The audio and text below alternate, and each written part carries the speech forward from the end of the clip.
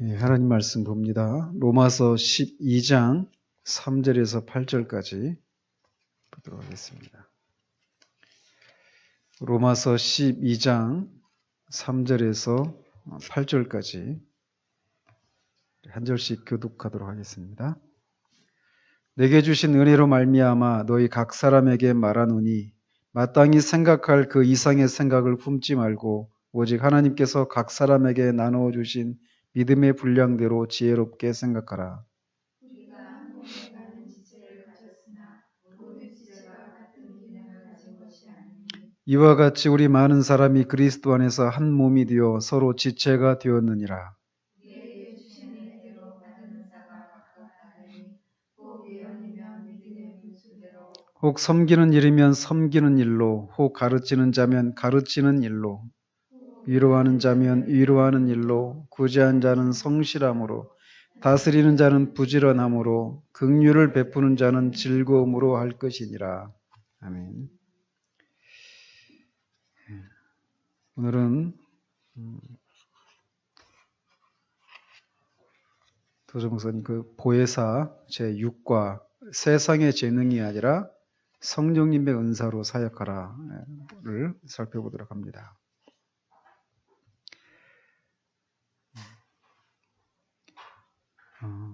보면 이 책이 제가 볼 때 약간 이렇게 짜집기가 된 것이 아닌가 싶은 생각이 듭니다. 그러니까 도저 목사님이 책을 그냥 한 권으로 쓴 것이라기보다 내용이 좀 중복되는 내용들이 좀 있어요. 제가 보면 그런 걸 보면 이 책이 좀 짜집기로 이렇게 편집을 한 것이 아닌가 그런 생각을 좀 해봅니다.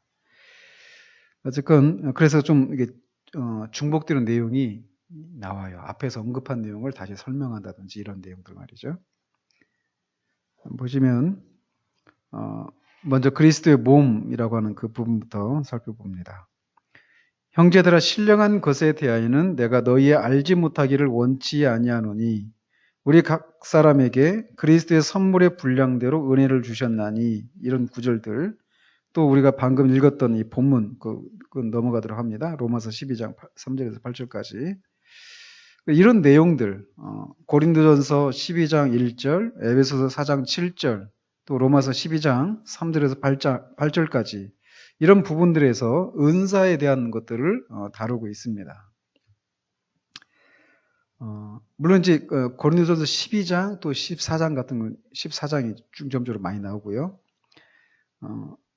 그러면서 이제 보시면 하나님이 만드신 이 세상 최고의 걸작품은 인간의 몸이라고 말할 수 있습니다.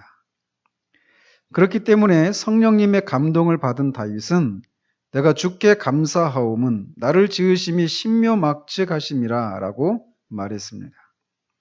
시각, 청각, 후각, 촉각 그리고 미각이 모두 절묘한 조화를 이루며 작동합니다. 하나님의 무한하신 지혜와 능력이 없었다면 이런 놀라운 인간의 몸이 만들어질 수 없었을 것입니다.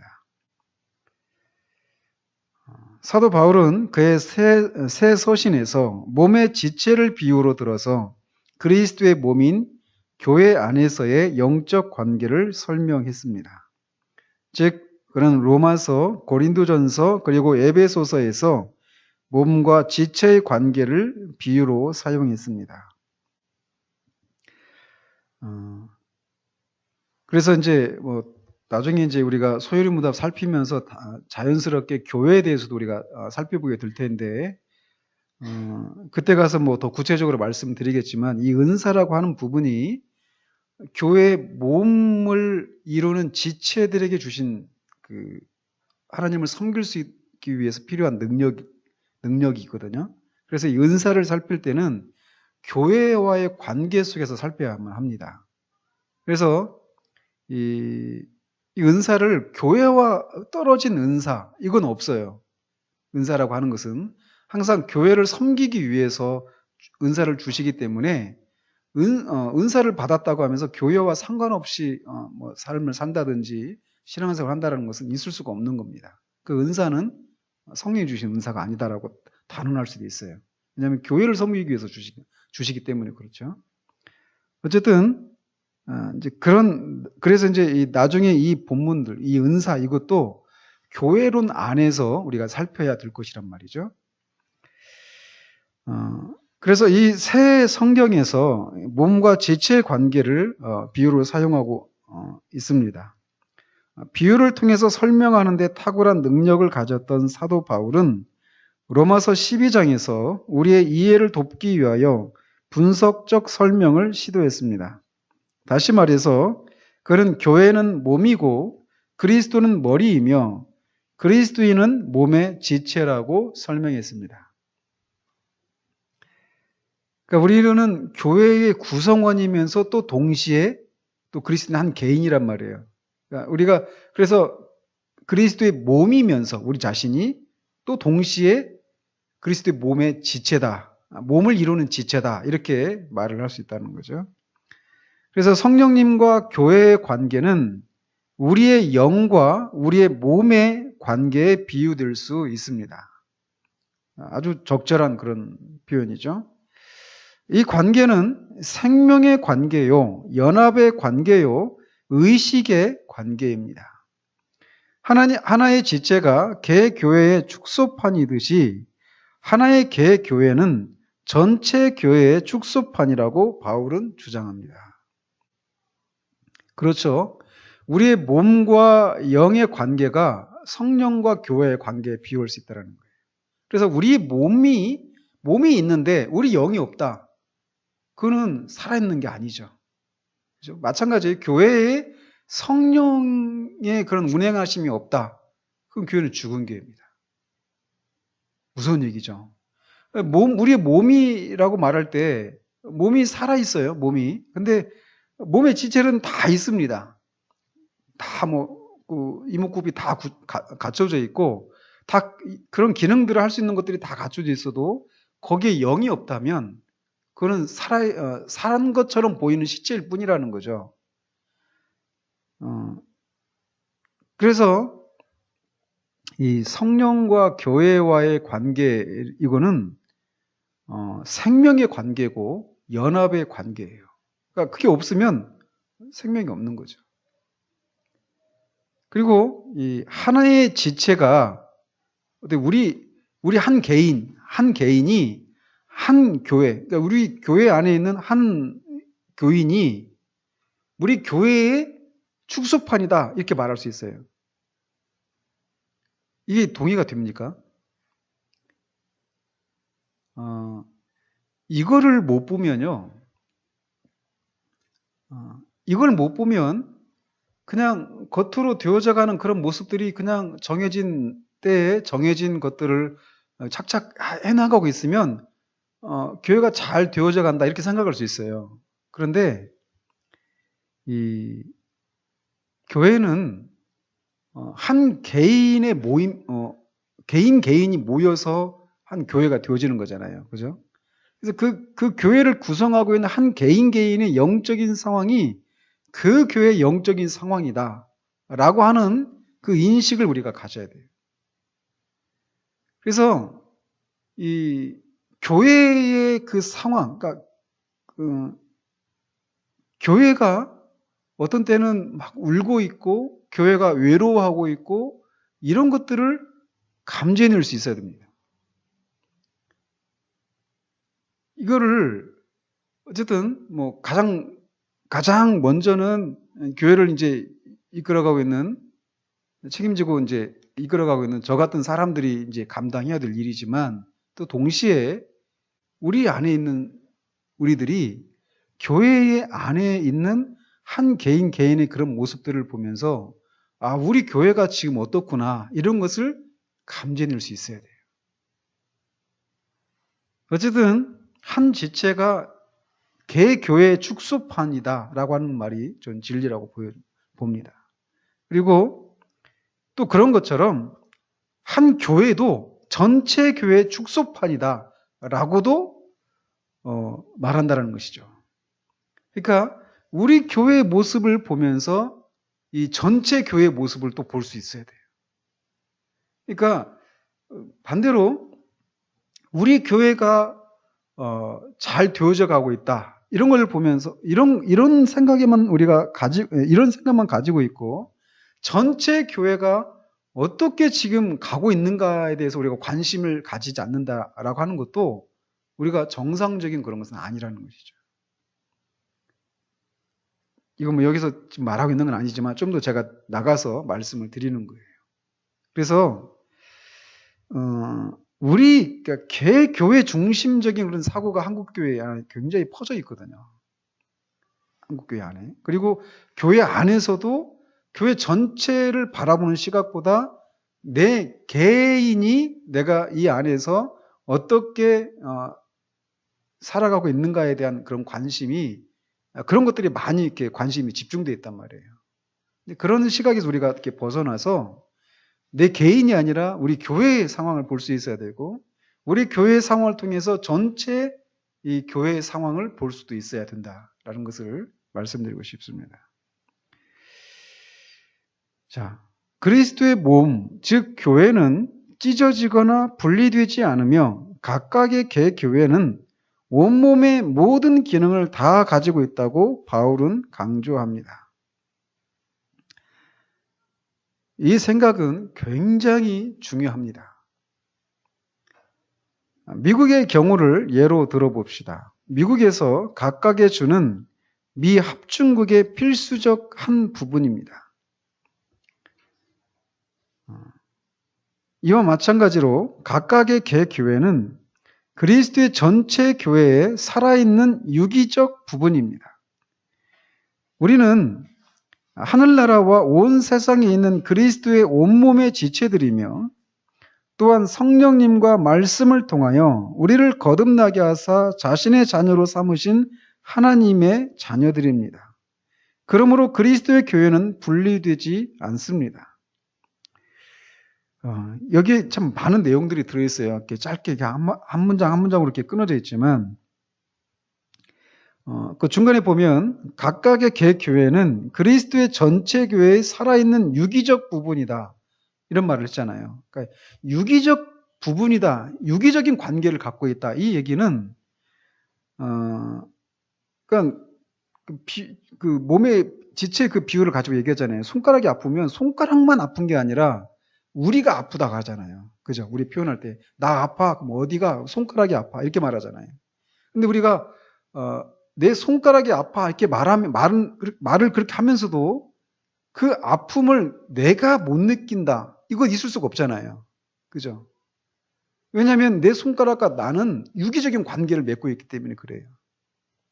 그런 것처럼 개교회는 전체 교회의 유기적인 그런 한 부분이란 말이죠.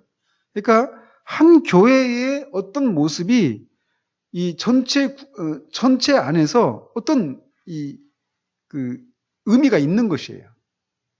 떨어져 있는 게 아니란 말이죠. 유기적인 그런 관계가 있다라는 것이죠.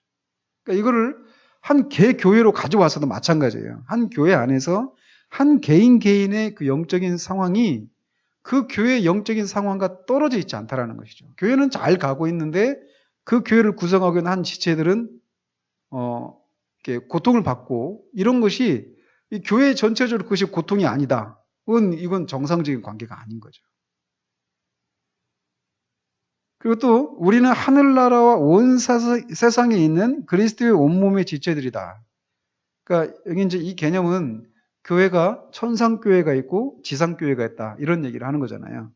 그러니까 천상교회와 지상교회로 이렇게 교회를 크게 나눌 수 있습니다. 근데 그래서 천상에 있는 성도들이 있죠. 이미 죽어서 주님과 함께 지금 쉼을 누리고 있는. 그리고 또 이 땅에서 아직도 싸우고 투쟁해야 될 그런 성도들이 있어요. 우리들 같은 사람들. 여기는 우리는 싸워야죠. 아직도. 계속 싸워야 됩니다. 천성에 갈 때까지. 근데 우리는 어쨌든 한 교회의 그런 지체들이란 말이에요. 그리고 또 동시에 우리는 하나님의 자녀들입니다. 그래서 몸에서 지체들이 분리될 수 없는 것처럼 그리스도의 교회도 분리되지 않는다라는 겁니다. 우리는 나뉘지 않은 한 몸입니다라는 옛 찬송가를 부를 때 어떤 사람들은 그렇다면 600개나 되는 기독교 교파는 무엇이냐라고 냉소적으로 묻습니다. 우리나라도 아마 뭐 정확히는 모르겠어요. 장로교 안에서만 해도 수백 개 교파가 있다고 그래요. 우리 합동이잖아요. 뭐 통합도 있고 뭐 고신도 있고 굉장히 많아요. 장로교 안에서만. 우리가 모르는 굉장히 그런 교단까지도 굉장히 많습니다. 장로교만 그런 것이 아니죠. 뭐 감리교며 뭐 이런 침례교도 마찬가지고 다 수백 개 그런 기독교 교파가 있는데 나누지 않는다라는 말이 무슨 말이냐라고 묻는 사람들이 있다라는 것이죠. 그러나 그들이 냉소적인 질문을 던진다 하더라도 나는 절대 좌절하지 않습니다. 우리는 나뉘지 않은 한 몸입니다라는 찬송가에 담긴 진리는 내 몸이 나뉘지 않은 것이 사실이듯이 완전히 사실입니다. 그리스도의 몸은 하나의 몸입니다. 우리는 나뉘지 않은 한 몸입니다라고 우리가 찬송할 때 조롱하는 사람들이 있다 할지라도 우리는 계속 이 찬송가를 부를 것입니다. 왜냐하면 그것은 진리이기 때문입니다. 이렇게 우리는 나뉘지 않은 하나의 온전한 교회입니다. 거듭나서 하나님의 가족의 일원이 된 사람은 누구나 살아있는 유기체의 한 지체입니다. 사탄조차 이 사실을 바꿀 수 없습니다. 그러니까 성령께서 우리를 거듭나게 하실 때 그 거듭남의 의미가 교회와 관계에서 어떤 의미냐면 우리를 교회의 몸에 우리를 접붙이는 거예요. 그게 성령께서 하시는 일입니다. 그거를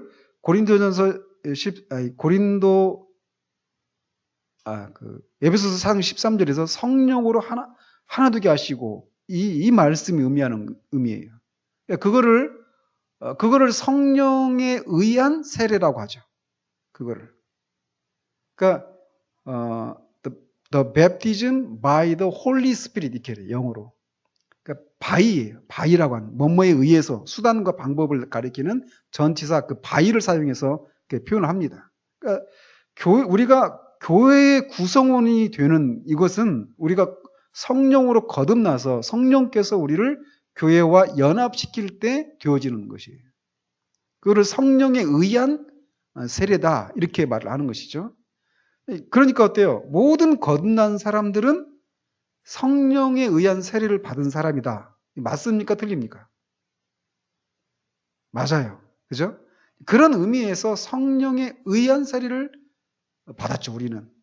그러나 우리가 또 이제 로이 존스가 더 명확하게 구분을 하는데 성령 세례를 받는 것. 지금 토저 목사님은 그걸 성령 충만이라고 표현하잖아요. 이거는 by the Holy Spirit이 아니에요. 어떤 전치사를 쓰냐면 성령으로 세례를 받는 것이다 이렇게 표현합니다. 그 전치사가 with예요. with. 뭐뭐과 함께를 말하는. 그래서 성령으로 세례를 받는 거예요. 그러니까 성령에 의한 세례는 그 세례 주체가 누구라는 거예요? 성령님이시죠. 그러면 성령으로 세례를 받는다 할 때 그 세례 주체는 성령님이실까요? 아닐까요? 아닙니다. 그럼 누굽니까? 예수 그리스도예요. 예수 그리스도께서 우리를 성령으로 세례를 주는 것입니다. 그러면 성령으로 세례를 받는 사람들은 누굽니까? 어떤 사람들입니까? 이미 거듭난 사람. 이미 성령으로 세례를 받아서 거듭난 사람. 그 사람에게 성령에 의해서 세례를 받고 거듭난 사람들에게 성령으로 세례를 주는 거예요. 그게 성령 세례예요. 이 차이 아시겠죠? 그래서 성령으로 세례를 받을 때는 우리가 교회의 일원이 되는 거예요. 그리스도의 몸의 일원이 되는 거죠. 연합이 되는 거죠. 그렇게 그리스도의 몸에 연합된 사람들에게 성령으로 세례를 그리스도께서 주신다라는 거죠. 이 구분을 우리가 분명하게 해야 됩니다. 그래서 거듭난 하나님의 가족의 일원이 되는 거죠. 우리가 다. 각각의 사람의 몸이 인간의 기능과 기관과 지체를 모두 가지고 있듯이 각각의 개교회는 전체 교회의 모든 기능을 갖고 있습니다. 이 사실도 굉장히 중요합니다. 왜 그러냐면 우리가 이런 생각을 하잖아요. 왜냐하면 대형 교회가 있어요. 우리가 흔히 부르는 대형 교회가 있고 우리 같이 아주 작은 교회도 있어요. 이럴 때 우리가 대형 교회는 그런 은사들이 많이 있고 우리 교회는 은사들이 없고 이렇게 생각할 수 있잖아요. 그죠? 그런데 각각의 개 교회는 전체 교회의 모든 기능을 갖고 있다라는 것이에요. 그래서 지체는 각각의 기능을 감당하기 위하여 만들어졌습니다. 눈은 보기 위해, 귀는 듣기 위해, 손은 일하기 위해, 발은 이동하기 위해, 위는 음식물을 소화하기 위해서 만들어졌습니다. 우리는 서로 협력하기 위하여 지음을 받았습니다. 몸 아무리 어린 아이라도, 그죠? 아무리 어린 아이들에도 그 안에 몸의 기능이 다 있죠. 그죠? 그게 아직 뭐 정상 더 발달했는가 안 했느냐 이런 차이지 그 기능 자체가 없는 게 아니잖아요. 그 기능들이 부족하다 이런 건 있을 수 있지만 그 없는 것과 있는 것과는 다르잖아요. 그죠? 그러니까 교회가 규모가 있든지 없든지 그게 교회라면 그 안에 이런 이 전체 교회의 모든 기능을 갖고 있다라고 하는 생각을 우리가 가져야 돼요. 그러면 이제 그게 교회라면이라고 할 때 그 교회라면의 조건은 뭐냐? 또 이런 질문이 생길 수 있잖아요. 그냥 교회 간판 걸어놓고 그냥 목사가 있고 예배 드리고 그렇게 하면 교회냐? 이렇게 질문하는 의도는 뭘까요? 그러나 그래도 아닐 수도 있다라는 것을 이렇게 내포하고 있잖아요. 그죠? 그럼 참된 교회는 뭐냐? 세 가지가 있잖아요. 그죠? 그래서 그런 것들을 우리가 알아야 되는 거예요. 근데 이런 고민 없이 그냥 우리가 교회 대한예수교 장로회 합동 소속이잖아요. 그 안에 있어도 교회가 정말 참된 교회가 아닐 수 있다는 거예요. 그런 면에서 우리가 주의를 해야죠. 아무리 대형 교회라 하더라도 교회로서의 그런 기능이 있잖아요. 참된 표지들. 하나님의 말씀이 정당하게 선포되고 있어서 불신자들이 회심한 영혼들이 말씀 안에서 자라갈 수 있도록 그런 바른 복음이 선포되고 있는가? 이걸 봐야죠. 그게 없다면 그건 교회가 아니라는 거예요. 아무리 정통 교단의 소속이라 하더라도. 무서운 얘기지만 이게 우리가 붙들고 있는 진리란 말이죠.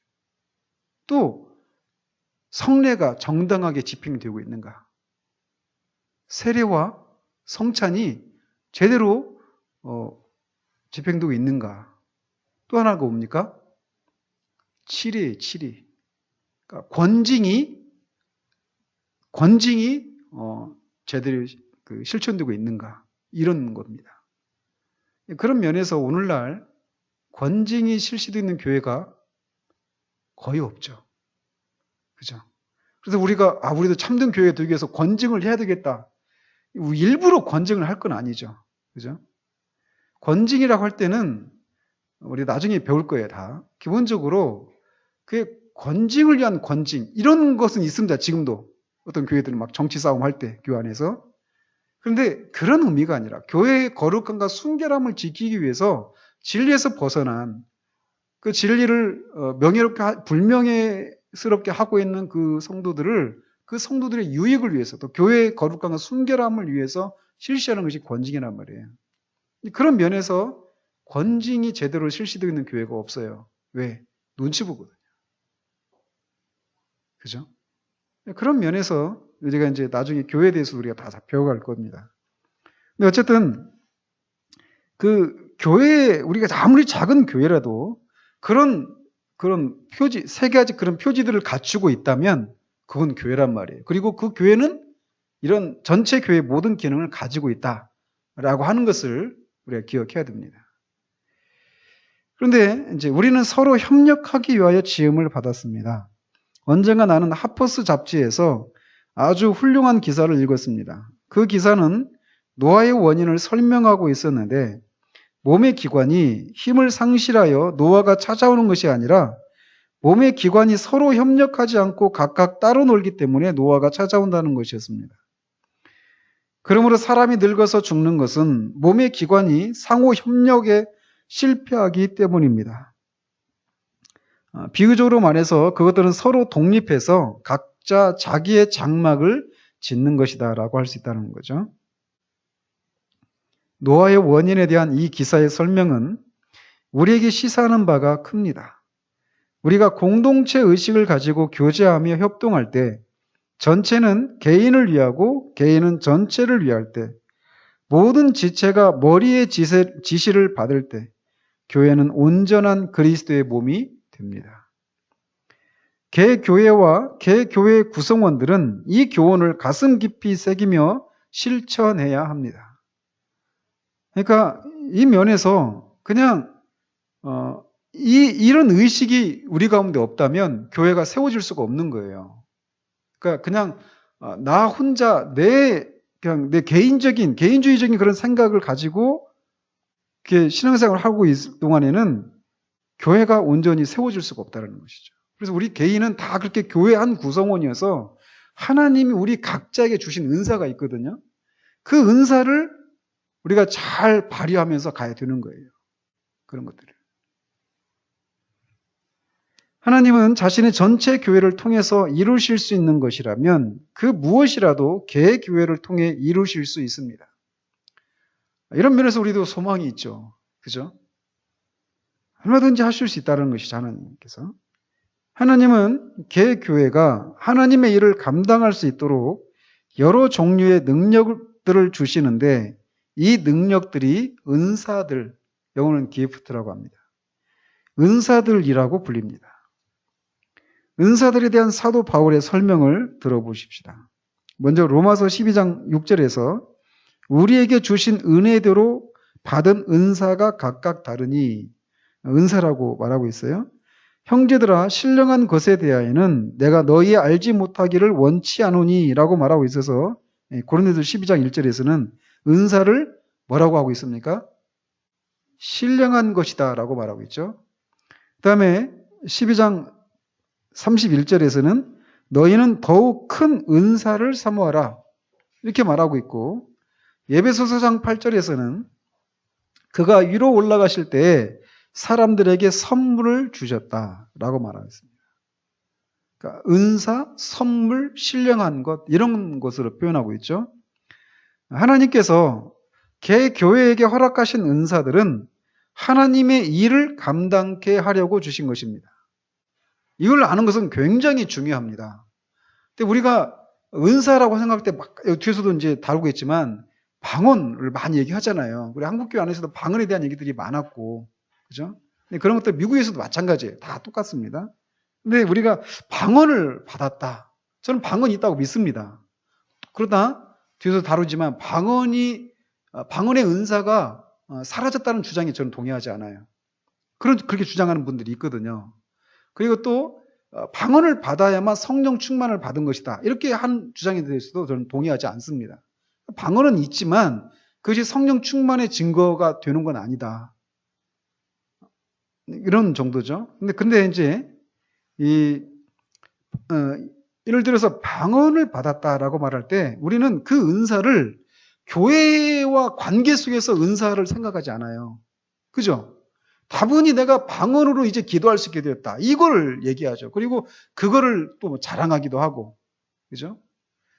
우리가 신앙이 어렸을 때는 그럴 수 있죠. 그러나 은사라고 하는 것은 기본적으로 하나님의 일을 감당케 하기 위해서 각 교회에 있는 지체들에게 주신 거예요. 근데 그 은사는 다 다르죠. 저는 방언의 은사가 없습니다. 근데 여기 계신 분들이 방언 은사가 있는 분 있잖아요. 근데 그 은사가 왜 주셨느냐? 교회를 섬기기 위해서예요.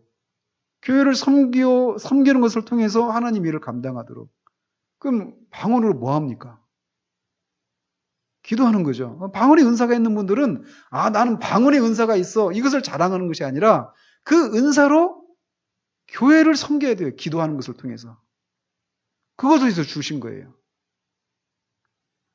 이렇게 생각해 보신 적 있습니까?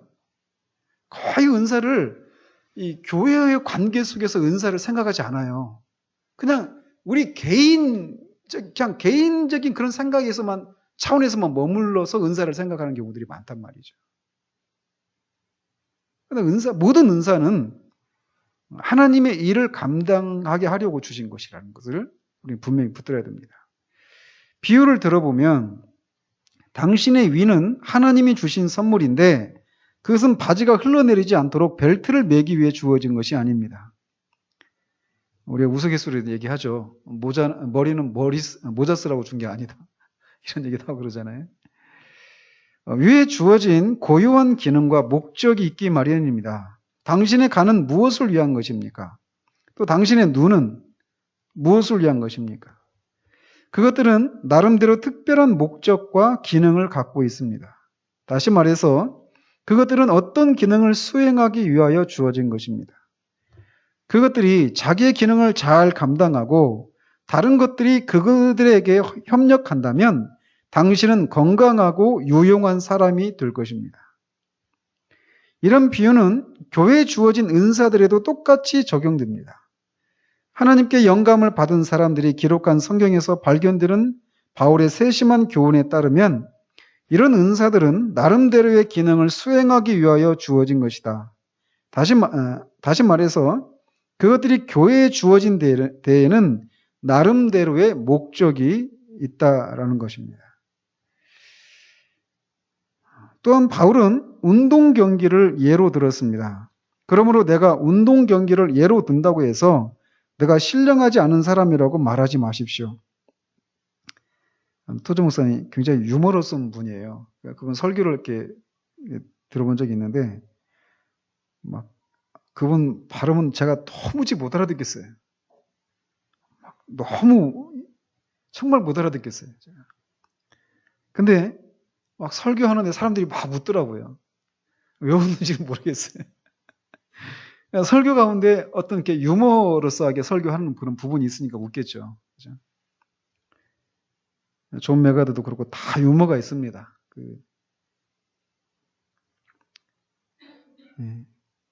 나는 사도 바울보다 더 신령해지려는 야심을 가진 사람이 아닙니다. 당신도 잘 알겠지만 야구 경기에는 9명의 선수가 참여합니다. 알고 계세요? 제가 읽으면서 우리 교인들이 이거 알까? 볼을 잡는 선수가 있고 이 선수를 뭐라고 합니까? 볼을 잡는 선수라니까요. 포수라고 하죠. 포수. 볼을 던지는 선수가 투수예요. 그리고 위아야라고 하죠. 위아에 중견수, 좌익수, 우익수 있고 3명 있고 내야에 1루수, 2루수, 3루수가 있고 2루수와 3루수 사이에 유격수가 있습니다. 이렇게 해서 9명이에요. 상식이니까 알고 계십시오. 예, 근데 각각의 선수에게는 나름대로의 기능이 있으며 그들은 각자 자기가 할 일을 알고 있습니다. 그들 각자가 자기의 할 일을 능숙하게 처리할 때 그 팀은 강한 팀이 됩니다. 만일 팀의 스타 선수가 자기 팀이 이기고 지는 것에 관심이 없기 때문에 다른 선수들과 협력하지 않는다면 그 스타 선수는 빛을 발하겠지만 그 팀은 성공하기 힘들 것입니다. 그렇죠? 바울은 교회, 즉 그리스도의 몸 안에서도 은사들이 있다고 말합니다. 그래서 고린도전서 12장 8절에서 10절에 보면 9가지 은사가 언급되는 것을 보는데 그걸 보고 어떤 사람들은 성령 은사는 9가지밖에 없다 이렇게 주장을 하기도 합니다. 그러나 나는 성경에서 적어도 18가지 은사를 찾아냈습니다. 18가지 은사들 중에서 겹치는 것들을 뺀다면 적어도 15가지 은사가 나옵니다. 이제 성경을 주의 깊게 읽어보십시오. 그러면 바울이 언급하는 은사들을 발견하게 될 것입니다. 먼저 사도의 은사가 있습니다. 사도도 은사란 말이에요. 그러니까 선물이죠. 그러니까 아까 말했죠. 은사가 뭐라고요? 어디 준 거라고요? 교회에 준 거란 말이에요. 그죠? 그 은사를 받은 개인이 있죠. 개인이. 근데 그 개인은 교회의 지체예요. 그래서 결국은 교회에 그 은사를 주셨다. 이렇게 말한다는 것이죠. 그래서 먼저는 사도의 은사가 있어요. 사도의 우리는 직분이다 이렇게 생각하잖아요. 그래서 직분입니다. 그러나 그게 은사란 말이에요. 왜? 교회를 위해서 사도라고 하는 그 직분을 주셨거든요. 그래서 그 은사인 거예요. 또, 이 사도는 특사의 은사 또는 전언자의 은사다라고 부를 수도 있습니다. 메신저예요. 또 선지자의 은사가 있습니다. 사도, 선지자, 그리고 교사의 은사가 있습니다. 교사는 주일학교 교사를 가리키는 게 아니에요. 교사는 오늘날 말하면 신학교 교수 정도 해당되는 사람들이라고 할 수 있습니다.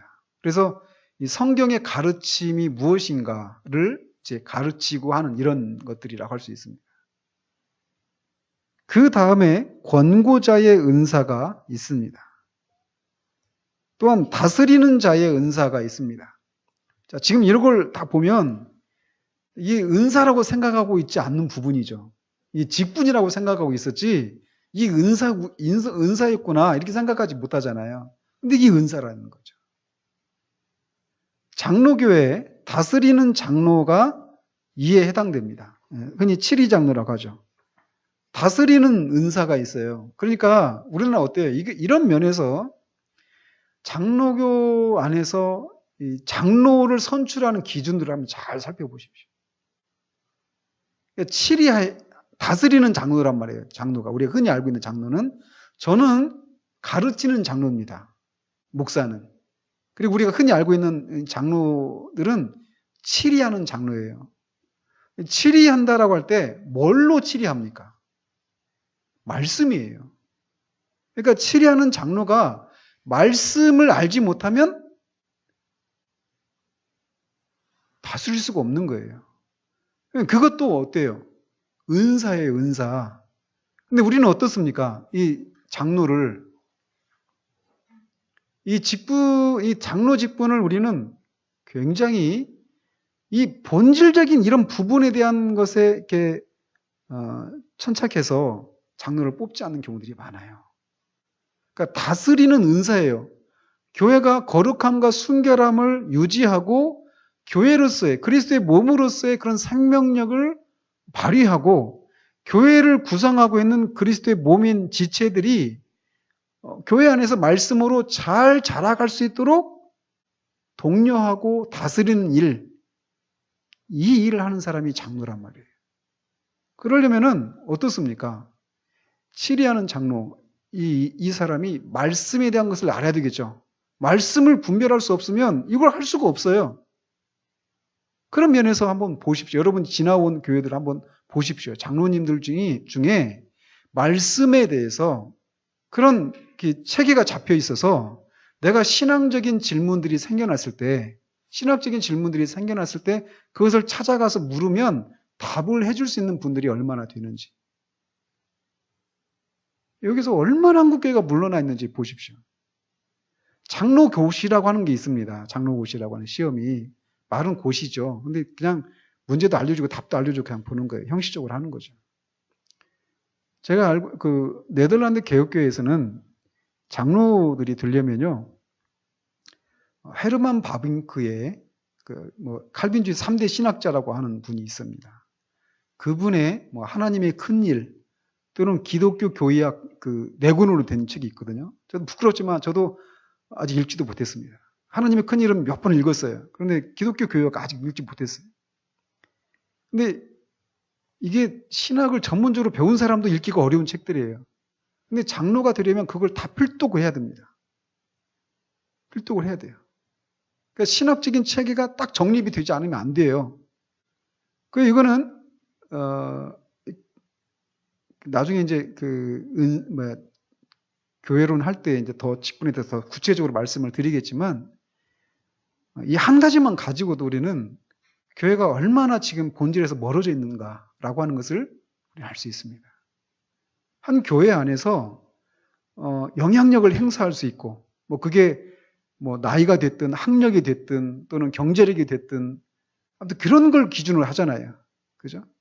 근데 본질적인 것은 말씀에 대한 이 체계가 있어서 영적으로 그런 분별하고 교인들이 지금 영적으로 잘 자라가고 있는가 또는 말씀을 전하는 저 같은 사람이 말씀을 제대로 전하고 있는가를 분별하지 못하면 이 일을 할 수가 없는 거예요. 그죠?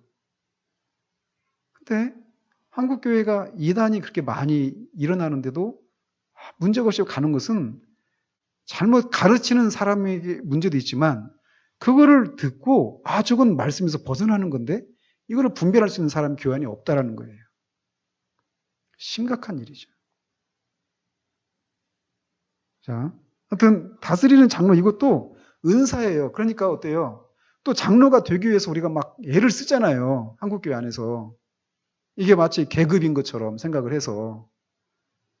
이게 개인의 집안의 명예처럼 생각하잖아요. 그죠?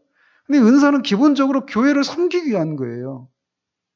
그래서 그것은 하나님이 또 주시는 거예요. 그러니까 그 은사가 있는가 없는가 내가 장로가 되겠다고 해서 되어지는 것이 아니라는 거예요. 그렇게 할 만한 은사를 하나님이 주셨는가를 교회가 또 분별하고 그 사람을 세워야 된단 말이에요. 그런 면에서 지금 교회가 본질에서 아주 멀어져 가 있죠. 이런 면에서. 근데 현실을 보십시오. 교회 현실을 보시면 말씀을 배우는 자리에 남자분들이 없어요. 그죠? 그리고 어쩔 수 없는 현실 속에서 그나마 좀 나은 분들을 세우는 현실이 있다는 거죠. 우리는 어떻게 해야 될까요? 저는 하나님 앞에 고민입니다. 직분 하나 주는 것도 마찬가지예요. 제가 굉장히 하나님 앞에 오늘도 기도했어요. 하나님 앞에. 인간적으로 생각하면 막 마음 심적인 압박을 받아요. 그냥 집사 직분 주고 막 그렇게 아주 서리 집사 직분도 말이에요. 이 교회에서 호칭할 때도 막 어렵잖아요, 서로. 그런 것 때문에 집사 직분을 주면 서로 간에 편하고 이럴 수 있잖아요. 근데 막 제 마음에 하나님 나는 이것도 저는 아니라고 생각하는데 갈등을 하는 거예요. 어떻게 하는 거예요? 그렇게 줄 수 있는 그런 변화들이 그분들에게 있기를 그것을 위해서 기도하죠. 기도해 주십시오. 그러니까 교회는 그냥 목사가 혼자 어떤 바른 그런 견해를 가지고 있다 해서 세워지는 게 아니라니까요. 온 교회가 같이 마음을 하나로 해서 그런 거 하나하나까지 다 이 머리 되신 그리스도의 통제를 받으면서 말씀을 따라서 운영해 나갈 때 교회가 온전하게 세워지는 거예요. 오늘 딴 데로 많이 샜는데 나중에 이런 것들을 우리가 다 나누고 싶어요. 또 그 다음에 지혜의 은사가 있습니다. 또 지식의 은사가 있고 믿음의 은사. 믿음의 은사라고 생각하십니까? 단적인 예가 조지 물려죠. 그죠? 그러니까 5만 번 응답받은 그 얘기 하잖아요. 뒤에 조지 물려 나오거든요. 믿음의 은사예요. 믿음의 적고 많음 이런 문제가 아니라 믿음의 은사라고 하는 것이 있어요. 따로. 또 병 고치는 은사가 있습니다. 저는 이런 은사도 저는 지금 시대에도 가능하다고 저는 믿어져요. 또한 기적을 행하는 은사, 방언을 말하는 은사, 통역하는 은사, 영을 분별하는 은사, 도움을 주는 은사. 이걸 은사라고 생각하신 분이 있으십니까? 우리 은사의 개념을 이렇게 생각 잘 안 쳐. 그죠?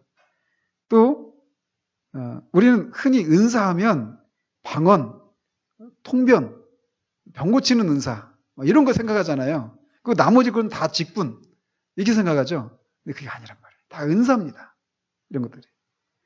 도움을 주고, 은혜를 베푸는 은사, 긍휼을 베푸는 은사, 행정의 은사. 이것도 은사란 말이에요. 물질을 베푸는 은사. 이것도 은사예요. 그리고 복음 전도자의 은사가 있습니다. 토저가 이제 딱 추려내서 15가지를 말하고 있어요. 나중엔 이것도 하나하나 이제 다 교회론할 때 살펴볼 것입니다. 당신은 이런 은사들 중에서 당신의 은사를 찾을 수 있을 것입니다. 여러분들은 뭘 가지고 있는 것 같아요? 딱 보면서 나는 아무것도 없는 것 같은데. 근데 정말 우리가 성령에 의해서 거듭나서 교회 지체가 된 사람이라면 다 은사가 있습니다. 은사가 없는 그리스도인은 없어요. 다 있어요. 그 얘기는 무슨 얘기입니까? 그리스도인들이 교회를 세우고 하는 일들에서 제외된 사람은 없다라는 거예요. 누구나 교회를 세워가는 일에 다 세워갈 수 있는 그런 능력이 있고 각자의 그 은사가 다르지만 그리고 또 해야 된다라는 것을 말해주고 있는 거예요. 그걸 주신 이유는 뭐냐면 그렇게 하도록 하시기 위해서 주신 거거든요. 성령님은 그리스도의 몸인 교회에게 주어진 이런 은사들을 통해서 일하십니다. 당신의 몸에 지체들이 있는 한 당신 안의 생명은 그 각각의 지체들을 통해서 자신을 표현할 것입니다. 당신의 손이 머리에게 복종하는 한 당신에게는 아무 문제가 생기지 않습니다. 당신의 발이 머리로부터 명령을 받는 한 당신이 길을 건널 때 사고를 당하지 않을 것입니다. 당신 몸의 지체들이 머리로부터 명령을 받아 자기의 일을 성실히 수행하는 한 당신에게는 아무 문제가 생기지 않습니다. 마찬가지로 그리스도의 교회가 주님을 교회의 머리로 인정하고 그리스도인들을 몸의 지체로 인정한다면 그리고 그들이 사명을 감당할 수 있는 능력, 즉 은사를 받는다면 교회는 부흥하는 복된 교회가 될 것입니다. 제가 딴 얘기를 좀 많이 하느라고 진도를 많이 나가지 못했는데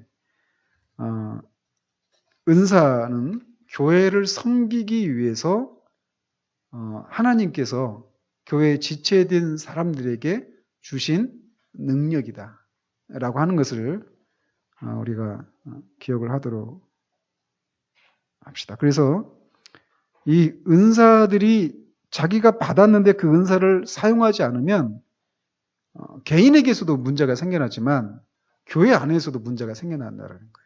우리가 이런 것을 생각하면서 우리에게 하나님이 주신 은사가 무엇인가를 돌아보면서 이거를 하나님 교회를 섬기기 위해서 주셨는데 내가 이거를 잘 발휘하고 있는가를 돌아보는 그런 시간이 되었으면 좋겠습니다.